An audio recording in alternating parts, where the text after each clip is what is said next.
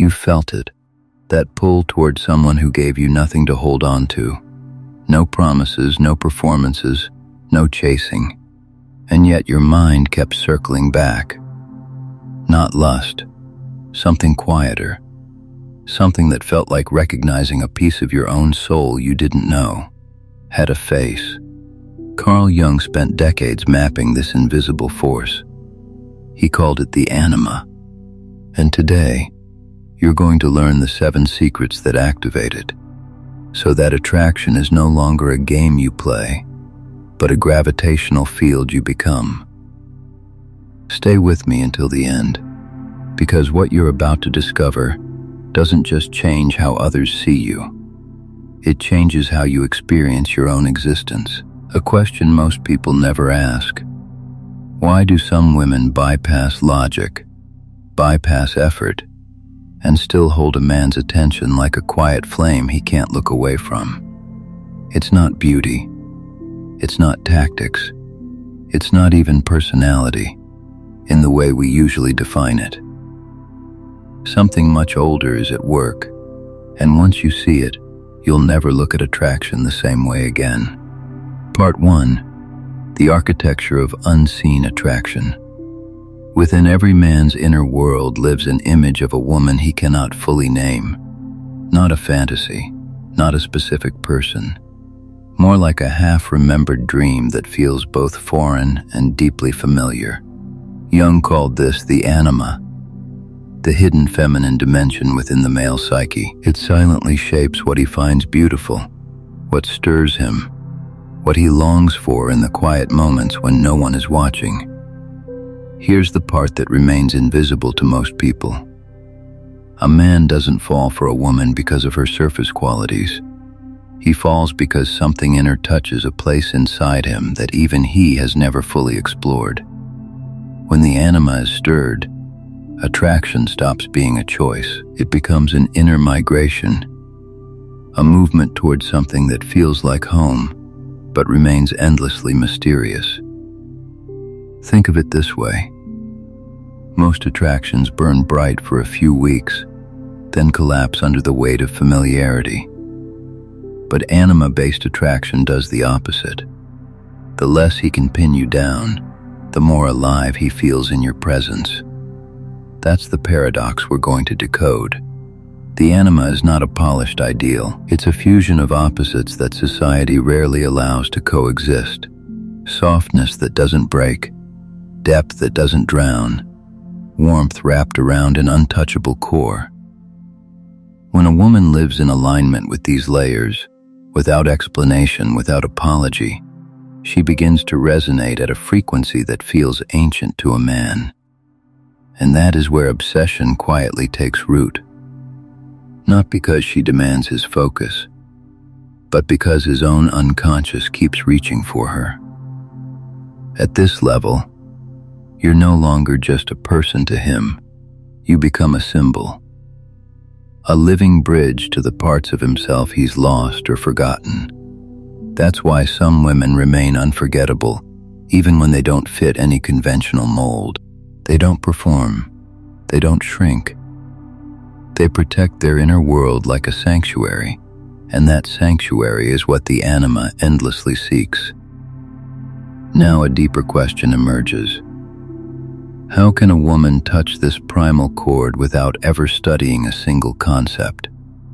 How does she stir that quiet storm in a man, without manipulating, without pretending? The answer lives in 7 feminine secrets, not strategies but states of being, that we're about to uncover. And before we step into them, I want to honor your presence here. In a world flooded with noise, you chose to go deeper. That alone tells me something important about who you are. Chapter 1, Emotional Alchemy, the first secret. Secret 1, the power of emotional duality. Men don't get addicted to who you are. They get addicted to how you make them feel. And that feeling doesn't come from always being agreeable, gentle, or easy to read. It comes from movement. internal movement. The very thing that unsettles a man also makes him feel unnervingly alive around you. This is emotional duality, a current that flows between seemingly opposite emotional states without contradiction. Laughter that suddenly deepens into stillness. Warmth that can shift into a sharp, honest clarity. Playfulness that carries an undertone of wisdom you can't quite locate. Most people offer one emotional note, but a woman who embodies duality offers a symphony, and a man never grows bored of music he cannot predict. Jung once observed, the meeting of two personalities is like the contact of two chemical substances. If there is any reaction, both are transformed. For that reaction to occur, there must be voltage. Emotional duality is that voltage. It's the space where a man feels both comforted and challenged, seen and slightly undone. He can't place you, and so his mind keeps circling. Imagine a woman who teases with a spark, making everyone laugh. Then in the next breath, when the conversation turns real, her gaze settles, her voice drops, and she shares something so honest that the room goes quiet. A man witnessing this doesn't just feel attraction. He feels a subtle confusion, because she just cracked open a door inside him he didn't know was locked. That's the anima stirring. Why does this work so powerfully? Because the psyche craves wholeness, and wholeness always contains polarity. A woman who can hold light and shadow, fire and stillness, gives a man permission to feel his own full spectrum. She becomes a catalyst for his inner integration, and that's far more gripping than any physical pull. She becomes a novel he never finishes, because every page reveals a new landscape. But emotional duality is not moodiness. It's not chaos. It's a deeply rooted presence that allows all emotional textures to exist without needing to resolve them into something comfortable. In a world that rewards predictability, a woman who cannot be reduced to a single emotional note becomes dangerously compelling. He can't program her, and because he can't program her, he can't control his own response. This first secret alone would shift your entire relational field. But it's only the beginning, because emotional duality without a foundation will exhaust both of you. The next secret is the quiet engine beneath everything else, and without it, the rest collapses into performance. Chapter 2. The Inner Anchor. Emotional Self-Mastery. Secret 2. Emotional Self-Mastery. You can captivate a man through your contrasts, but you become profoundly desired only when you no longer need him to feel whole.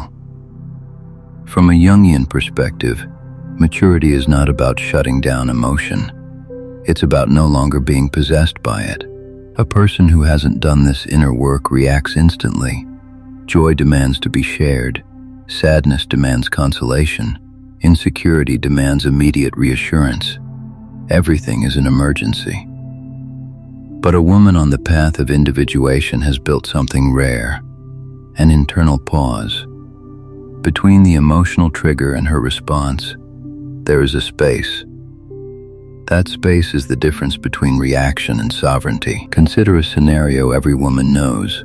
A man suddenly becomes distant. Texts slow down. Energy withdraws. For someone without self-mastery, this triggers panic. What did I do? Should I fix this? Should I reach out? And the energy becomes tense, reaching, slightly desperate. But a woman with emotional self-mastery still notices the shift. She may even feel the sting. But she doesn't act from fear. She sits with the discomfort. She holds her own hand. And that changes everything. Jung said, "I am not what happened to me. I am what I choose to become." Self-mastery is the embodiment of that choice. You are no longer defined by the emotional weather, but by the sky that holds it. This doesn't make you cold. It makes you uncollapsible. And that kind of groundedness is felt by others as a magnetic stillness. There's a behavioral economics principle at play. People assign value to what is rare and difficult to obtain. A woman who is always available, emotionally, physically, instantly, becomes unconsciously devalued. Not because she's less worthy, but because availability without boundary signals that her inner world has no protected center. But the woman who can say, "I'm not free right now, but I'd love to plan something this weekend," isn't playing games. She's broadcasting that her life has its own gravity, and a mature man feels that difference in his bones. Self-mastery is also the ultimate filter. It repels those who want easy access without depth. It attracts those who recognize value, and more importantly, it protects you from abandoning yourself in the pursuit of love. Because a love that requires you to lose yourself was never love. It was dependency wearing a beautiful mask. But here's the threshold question. Once a woman becomes whole and unshakable, what keeps attraction alive beyond novelty? What sustains the pull when the newness fades? The answer is something the logical mind cannot grasp, yet the soul keeps leaning toward. And it's the secret we'll explore next. Chapter 3. The Unfinished Space Mystery. Secret 3. The Power of the Unfinished Space. Forget the advice about acting distant to seem interesting. That's a surface-level tactic that expires in weeks. True mystery is not about withholding words. It's about leaving a space that his imagination cannot help but enter. Jung described the phenomenon of projection. When a man can't fully decode you, his unconscious fills the gaps. And what does it fill them with? Not random things. It fills them with the very qualities his soul is starving for. You become a canvas where he paints his deepest unnamed longings. That is why some women, without any theatrical mystery, remain eternally compelling. Not because they hide, but because they don't over-explain. When everything about you is immediately accessible, your history, your wounds, your opinions, your emotional map, curiosity quietly dies. And when curiosity dies, desire follows. This isn't manipulation, it's relational ecology. You are a forest, not a parking lot. And a forest retains its magic precisely because you cannot see every tree from the entrance. A real-world example. A man you're beginning to connect with asks about a past relationship. Instead of delivering a full autobiography, you might say gently, "That's something I share when I feel a deeper trust has grown between us." You've said almost nothing, yet you've left the impression of depth and a quiet standard. You've created a space that invites his respect and his imagination without handing over a map. There's a psychological pattern called the Zeigarnik effect. People remember incomplete experiences far more vividly than completed ones. The mind stays engaged with what feels unresolved. That's why a woman who leaves a gentle, unforced mystery, not through deceit, but through a natural protection of her inner layers, keeps a man's attention looping back, not because she's playing hard to get, but because she hasn't made herself easy to leave. A woman without this quality often feels she must clarify everything up front. Here's my job, my story, my trauma, my likes, my limits. It sounds honest, but it leaves nothing for a man to earn, nothing to discover. You've given him the final chapter before the relationship even became a book. Jung noted that mystery is meant to be experienced, not explained. This is especially true in attraction. A man doesn't need to figure you out to feel drawn to you. He only needs to sense that you are a journey, not a destination, that there are chambers in you he hasn't yet been invited into. And this isn't an act. A woman who genuinely values her own depth will naturally not hand it over to shallow connections. She's not withholding to increase value. She's honoring that some things are sacred. That protection becomes the most powerful invitation. Mature men recognize she is not easy to reach, and if she ever chooses to share more with me, that will be a gift. Those who only want ease will self-filter, and that's a win. But mystery can only be genuine if it's built on something full.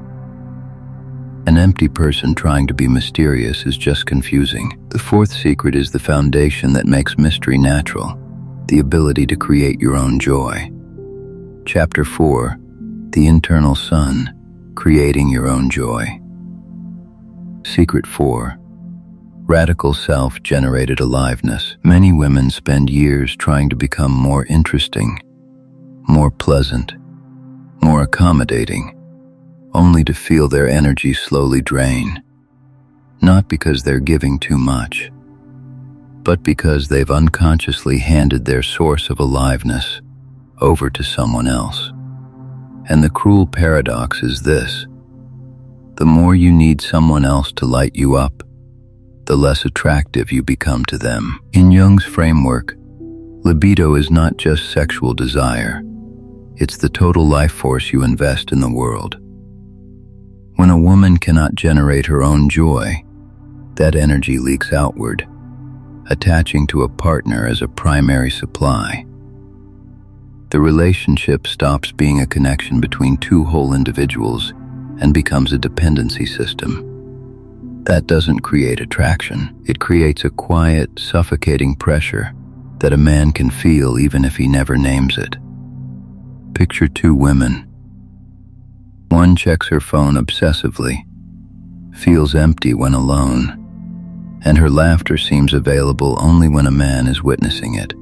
The other can take herself to a film, spend an afternoon reading in the park, move through her apartment dancing while cooking, completely content in her own company. When a man is with the second woman, he doesn't feel responsible for her emotional state. He doesn't feel the weight of being her happiness, and that frees him to be drawn to her, rather than pressured to sustain her. Jung's most famous warning: until you make the unconscious conscious, it will direct your life, and you will call it fate. If you don't realize you're seeking joy externally, you'll keep calling that hunger love. But dependency disguised as love will always eventually collapse attraction. What makes feminine energy compelling is not the effort to keep someone, it's the wholeness that radiates when keeping is no longer necessary. The shift happens internally. You stop entering relationships from lack. You stop searching for someone to complete the sentence of your life. Instead, you become the experience itself, and that's what lingers in a man's mind long after he's left the room. Not your words, but the way you seem to already be living a life you loved. It's the small things that signal this. The genuine laugh at something absurd. The unself-conscious dancing in the kitchen. The spark in your voice when you talk about something that lit you up that day.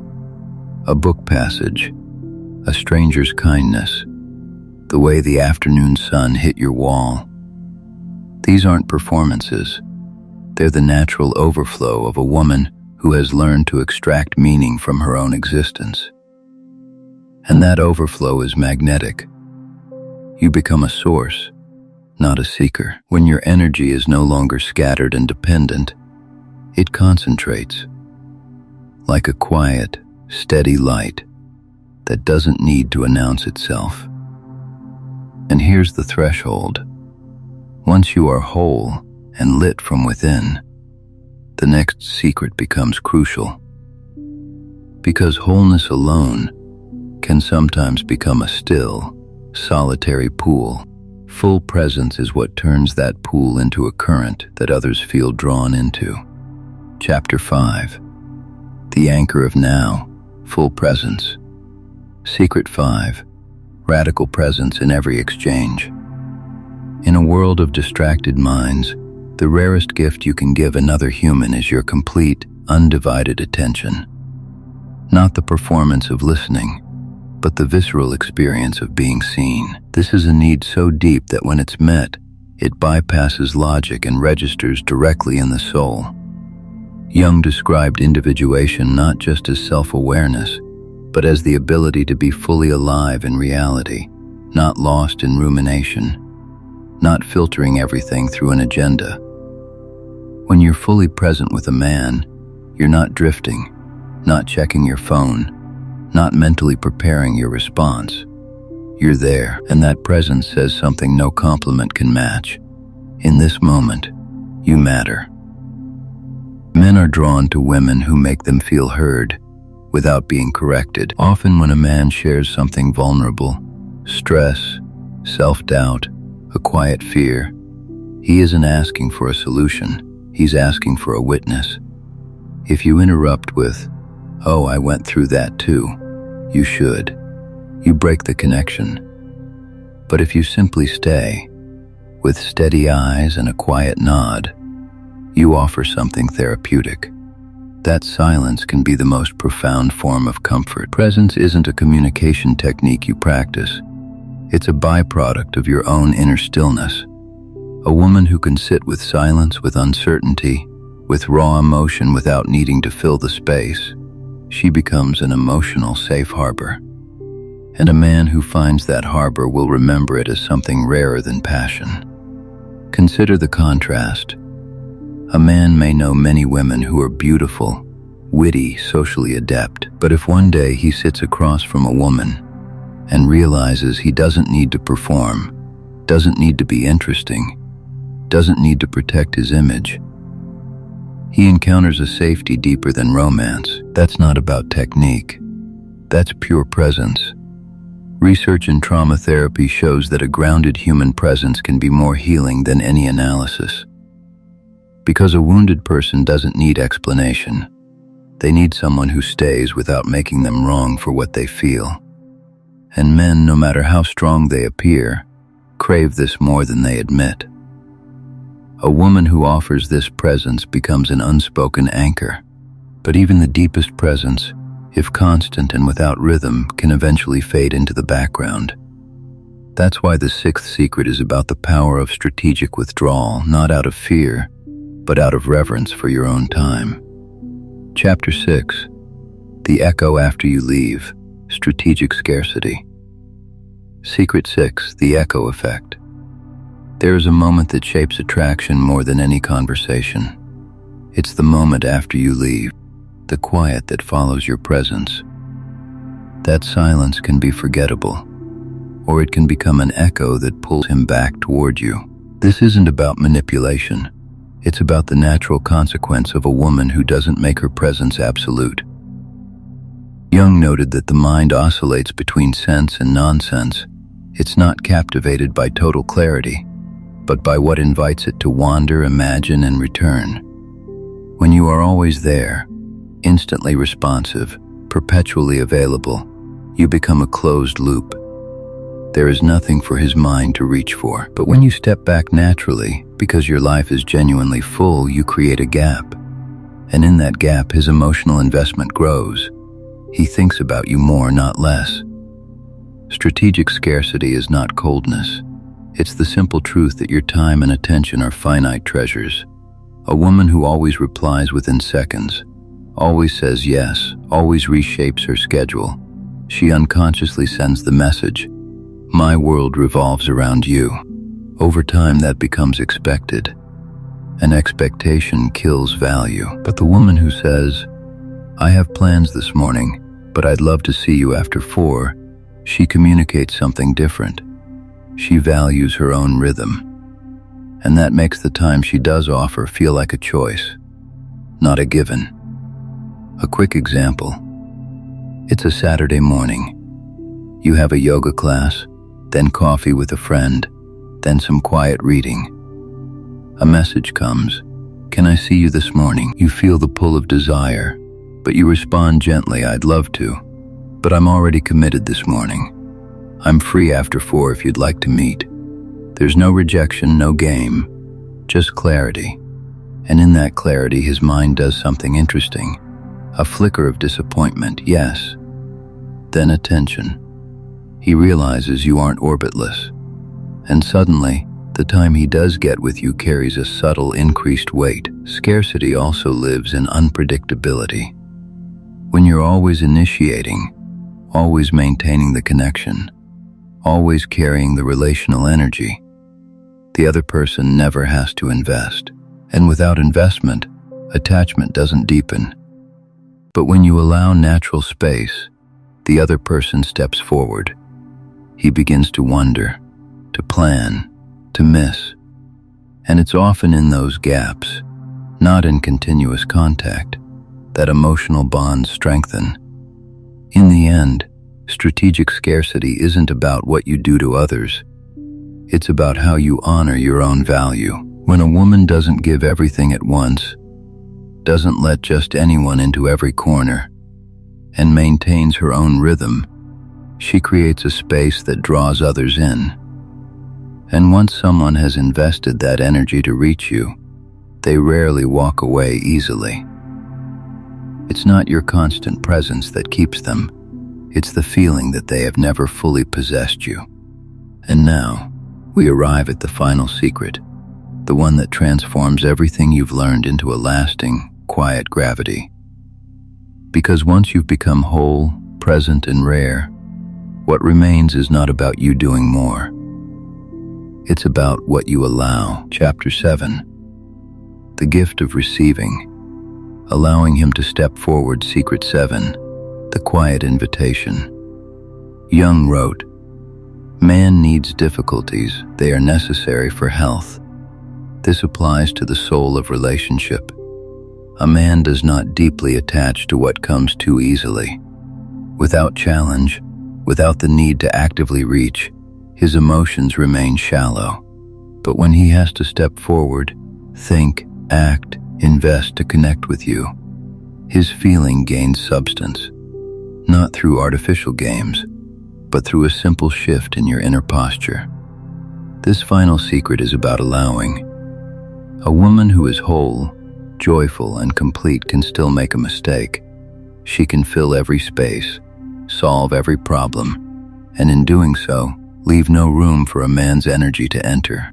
She becomes so self-sufficient that she accidentally communicates, "I don't need you." And while independence is magnetic, complete absence of invitation can feel like a closed door. So the art is this: you leave a gentle opening, not from weakness, but from the wisdom that relationship is co-created. In daily life, it's simple. You might be capable of handling a challenge alone, a heavy box, a stressful decision, a moment of sadness. But if you choose to share, not as a plea for rescue, but as an invitation for him to care, you give him a role, and that role, supporting you, showing up, creates natural attachment without force. A man doesn't stay because of what you do for him. He stays because of who he feels he becomes when he's with you. When you allow him to express his care, to offer his effort, even imperfectly, you invite the best parts of him to emerge. And once he's experienced that version of himself, a version that feels needed, strong, capable, leaving you means leaving that version behind.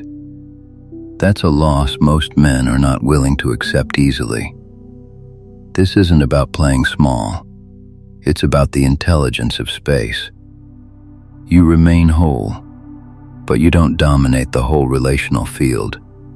You let there be room for him to step in. And in that stepping, he doesn't just stay, he moves closer. That's the final shift. Attraction ceases to be a pull from the outside and becomes a movement from within him. Conclusion. The deeper truth. What you've just absorbed is not a set of dating tactics. It's a different way of inhabiting your own skin. Attraction, in its deepest form, is not something you manufacture. It's something that radiates when you stop chasing and start being the space where something real can happen. You don't pull anyone in, you stop unconsciously pulling at them. You don't fill every silence, you allow room for their soul to speak. You don't perform, you reveal, layer by layer, at a pace that honors your depth. The secrets are not rules to memorize. They become part of how you exist, unlabeled, natural, irreplaceable. And when you live them, something ancient happens. The same force that Jung mapped in the depths of the psyche begins to move through your life. Quietly, powerfully. And the right people, the ones worth the journey, will recognize you without a single word being spoken. Because you have become not just someone to love, but someone who awakens something in others they didn't know they had lost. And that is the truest form of influence.